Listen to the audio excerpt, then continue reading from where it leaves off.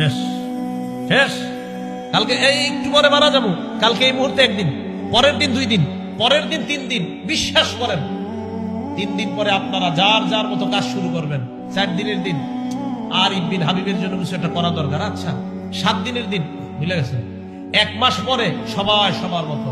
1 বছর পরে কিসের কে আর ইবনে হাবিব কোথায়, কে সে কি, সব শেষ। ওয়াতাতাযাক্কারুল মাউত ওয়াল বিলা, তুমি মরে যাইবা, মরার পর পচে যাইবা, ওটা নিয়ে ভাবো।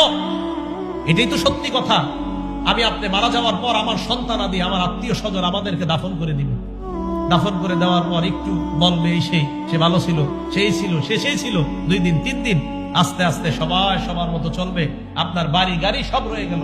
এটা নিয়ে ভাবেন যে আমি যা কামাই করেছি, যা অর্জন করেছি, সব রয়ে গেল, আমি কবরে চলে গেলাম।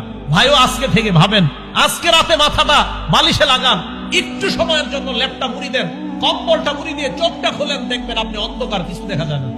চোখ খোলেন, ল্যাপ মুড়ি দিয়ে, কাঁথা মুড়ি দিয়ে চোখ খোলেন, লাইট অফ, দেখবেন কিছু দেখা যায় না। তখন ভাববেন, আচ্ছা আমার লাশটা কবরে রাখলো কামরাঙ্গীরচরের জনগণ, রাখার পর আমার লাশের উপরে বাঁশ দিল, বাঁশ দেওয়ার উপরে আবার মাটি দিল। আচ্ছা আমি তো কিছু দেখতে পাবো না। আচ্ছা অন্ধকার, ব্যাপারটা কি? ইমানদার হলে কবর আল্লাহ আলোকিত বানায় দিল। ভাই কথাগুলো ভাবেন। নবীজি বললেন আল্লাহকে লজ্জা পাওয়ার 3 নম্বর অর্থ তাতাযাক্কারুল মাউত ওয়াল বিলা, তুমি মারা যাইবা এটা চিন্তা করো, পচে যাইবা চিন্তা করো।